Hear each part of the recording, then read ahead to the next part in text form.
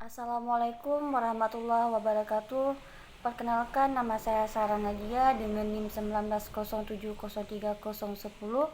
Di sini saya akan menjawab pertanyaan soal ujian akhir semester MK Ekologi Perairan dengan dosen pengampu Bapak Ilham Zulfahmi MSI. Soal yang pertama, apakah ada perbedaan ekosistem rawa dan ekosistem waduk? Jawabannya, kalau ekosistem rawa adalah tanah basah yang selalu digenangi air karena kekurangan drainase atau letaknya lebih rendah daripada daerah di sekitarnya. Sedangkan ekosistem waduk adalah kolam besar tempat menyimpan air sediaan untuk berbagai kebutuhan makhluk hidup. Pertanyaan kedua, hulu dan hilir sungai memiliki ekosistem yang sama. Apakah benar? Jelaskan lebih lanjut. Jawabannya benar, bahwa hulu dan hilir berada di ekosistem yang sama.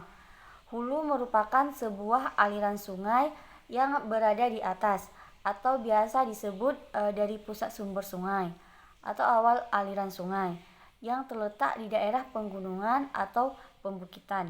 Sedangkan hilir adalah sebuah aliran sungai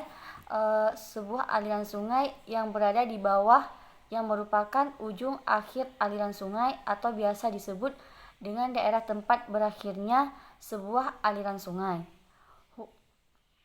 Hulu adalah awal mula aliran sungai dan air yang mengalir di hulu biasanya lebih jernih. Soal nomor 3, mangrove dapat mengurangi sebaran limbah di perairan. Apakah benar? Jelaskan lebih lanjut. Jawabannya benar. Diketahui bahwa mangrove juga memiliki kemampuan yang disebut biofilter, yaitu kemampuan untuk menyaring, mengikat, dan memerangkap polusi di alam bebas berupa kelebihan sedimen, sampah, dan limbah buangan rumah tangga lainnya. Soal nomor 4, apa dampak pencemaran limbah organik terhadap ekosistem perairan?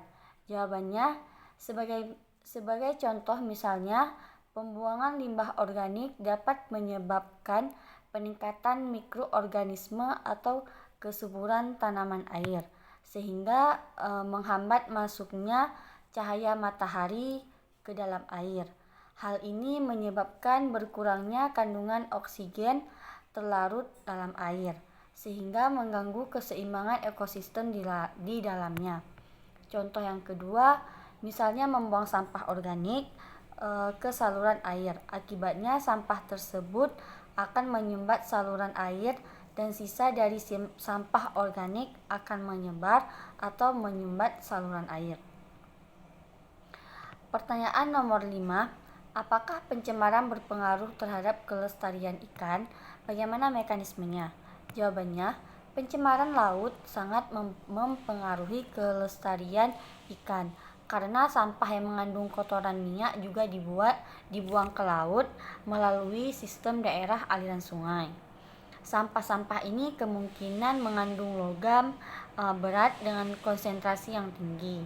Tetapi umumnya mereka kaya akan bahan-bahan organik sehingga akan memperkaya kandungan zat-zat makanan pada suatu daerah yang tercemar yang membuat kondisi lingkungan menjadi lebih baik bagi pertumbuhan mikroorganisme.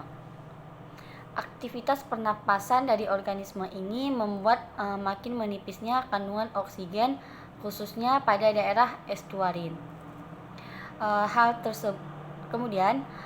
tersebut akan berpengaruh besar pada kehidupan tumbuh-tumbuhan dan hewan-hewan yang hidup di situ. Pada keadaan yang paling ekstrim, jumlah spesies yang ada di daerah itu akan berkurang secara drastis dan dapat meningkatkan bagian dasar dari estuarin kehabisan oksigen, sehingga mikrofauna yang dapat hidup di situ hanya dari golongan cacing saja. Jenis-jenis sampah kebanyakan tergolong yang mudah hancur dengan cepat sehingga pencemaran yang disebabkannya tidak merupakan sesuatu masalah besar di perairan terbuka. Cukup sekian jawaban dari saya akhiri. Lebih dan kurang saya mohon maaf. Assalamualaikum warahmatullahi wabarakatuh.